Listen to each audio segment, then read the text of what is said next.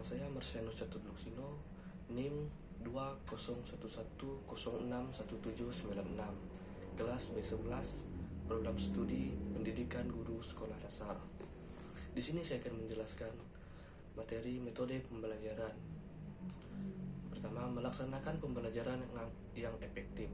Pembelajaran yang efektif dan efisien. Yang namanya pembelajaran tentu tidak akan terlepas dari belajar dan mengajar. Belajar dilakukan oleh peserta didik, peserta guru, dan mengajar dilakukan oleh guru atau pengajar. Di sini yang pertama, belajar efektif. Belajar yang efektif dapat membantu siswa untuk meningkatkan kemampuan dan yang diharapkan sesuai dengan tujuan internasional yang ingin dicapai. Untuk meningkatkan cara belajar yang efektif perlu memperhatikan beberapa hal berikut. A. Kondisi internal. Yang dimaksud dengan kondisi internal yaitu kondisi situasi yang ada di dalam diri siswa itu sendiri, misalnya kesehatan, keamanan, ketentraman, motivasi, dan hal lainnya yang terdiri dari aspek psikologi. Kondisi umumnya jasmani, aspek psikologis diantaranya inteligensi siswa, sikap siswa, bakat siswa, minat siswa, dan motivasi siswa. B. Kondisi eksternal. Yang dimaksud dengan kondisi eksternal adalah yang ada di luar pribadi manusia, lingkungan sosial antaranya para guru, para tetangga pendidikan, dan teman-teman sekelasnya. Lingkungan non-sosial diantaranya gedung sekolah, alat belajar, keadaan cuaca, dan waktu belajar siswa. C. Strategi belajar.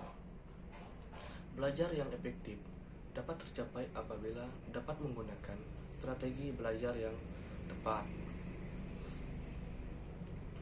Pendekatan dapat digunakan yaitu pendekatan tinggi, pendekatan sedang, pendekatan rendah. B. Mengajar efektif. Di atas telah dibahas bagaimana yang efektif. Pembahasan yang digunakan bagi pengajar maupun bagi siswa. Bagi pengajar, mengetahui cara belajar efektif berguna sebagai referensi. Harus bagaimana mereka memandang para siswanya menjalankan belajar mengajarnya.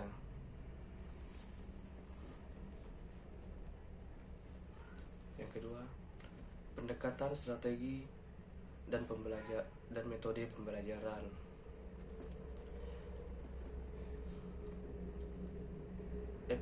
Efektivitas dan efisiensi pembelajaran akan tercapai jika menggunakan pendekatan, strategi, metode pembelajaran yang tepat.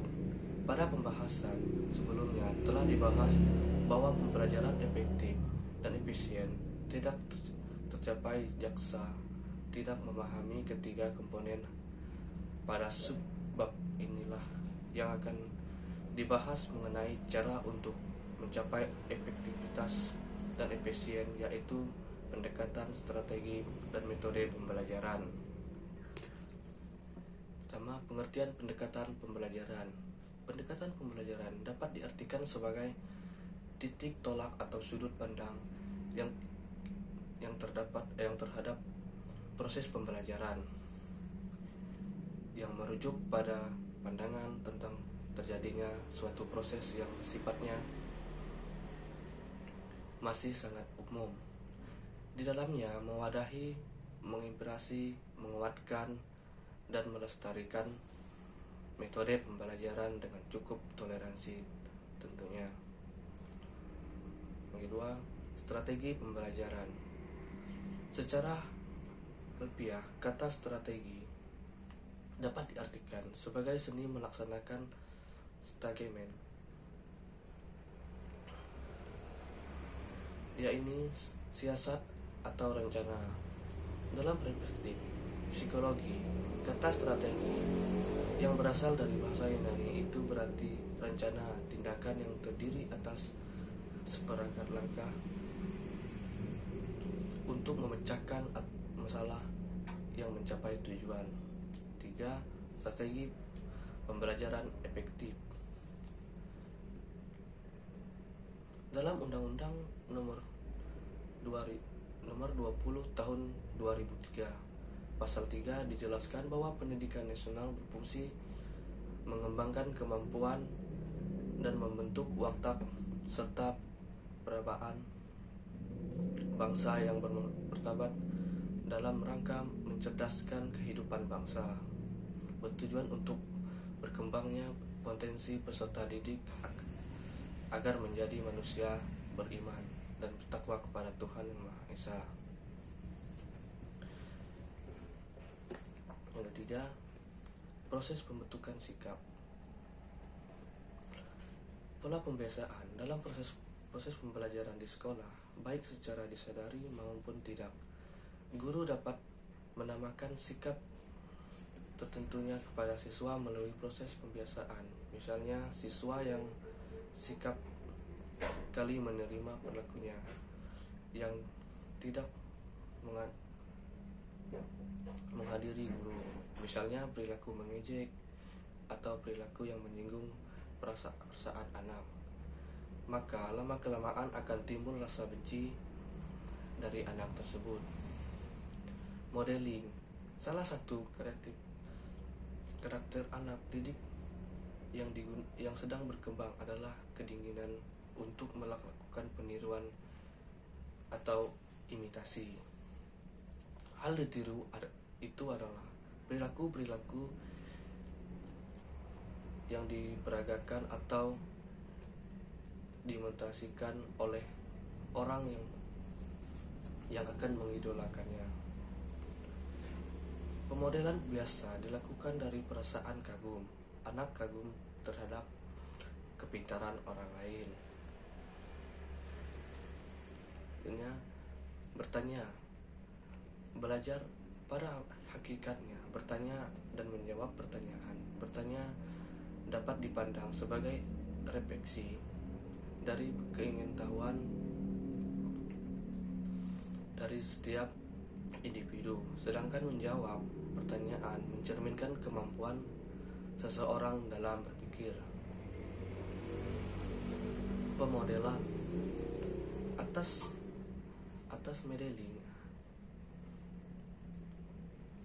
asas modeling adalah proses pembelajaran yang memerankan suatu sebagai contoh untuk dapat ditiru oleh setiap siswa. Misalnya, guru memberi nasihat kepada murid. Refleksi adalah proses pengadapan pengalaman secara telah dipelajari yang dilakukan dengan cara mengurutkan kembali kejadian-kejadian atau peristiwa pembelajaran yang telah dipelajari. Penilaian nyata.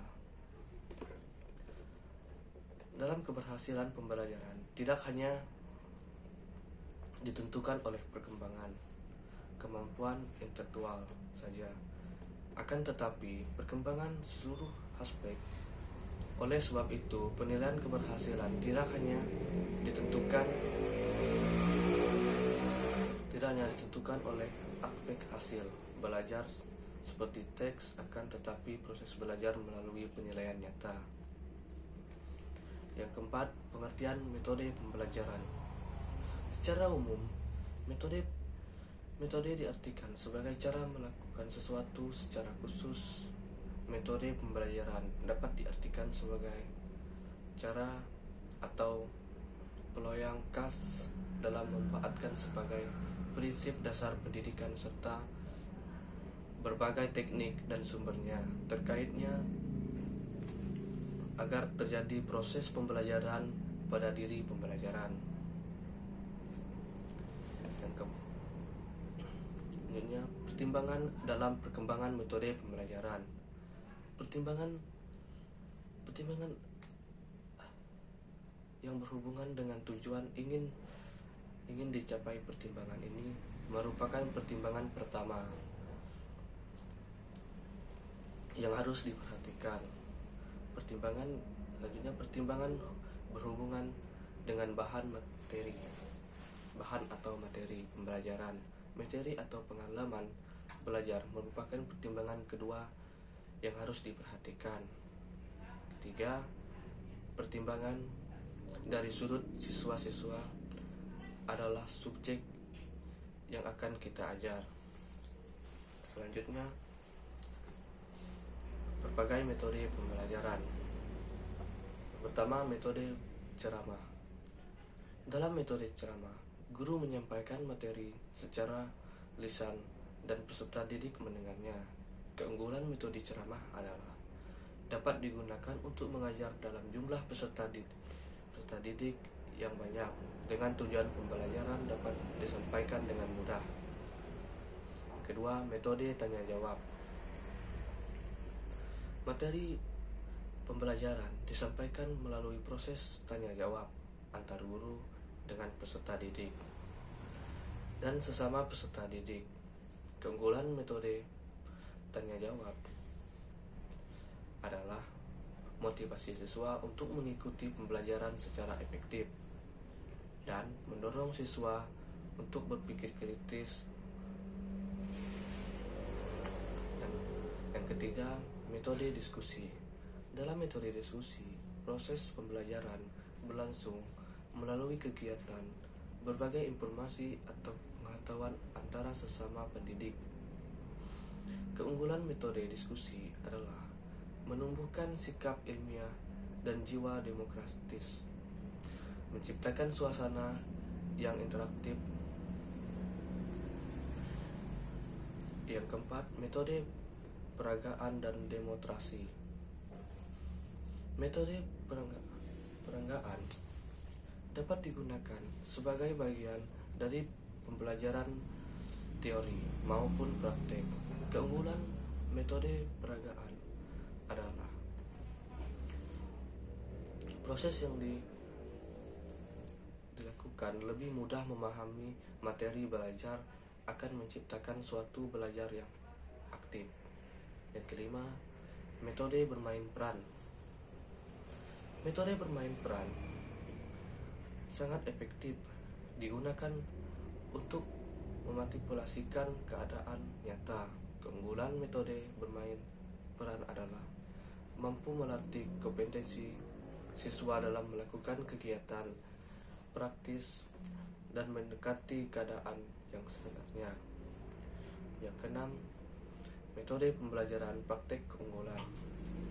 Metode pembelajaran praktek adalah mempermudah dan memperdalam pemahaman tentang sebagai teori yang terkait dengan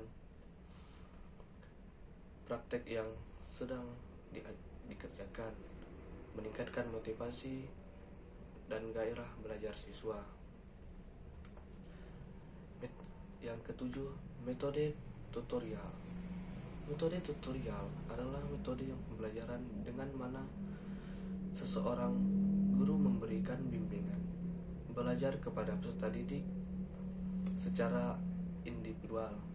Keunggulan metode tutorial adalah peserta didik dapat memperoleh pelayanan pembelajaran secara individual, sehingga permasalahan spesifik yang dihadapinya dapat dilayani secara spesifik pula.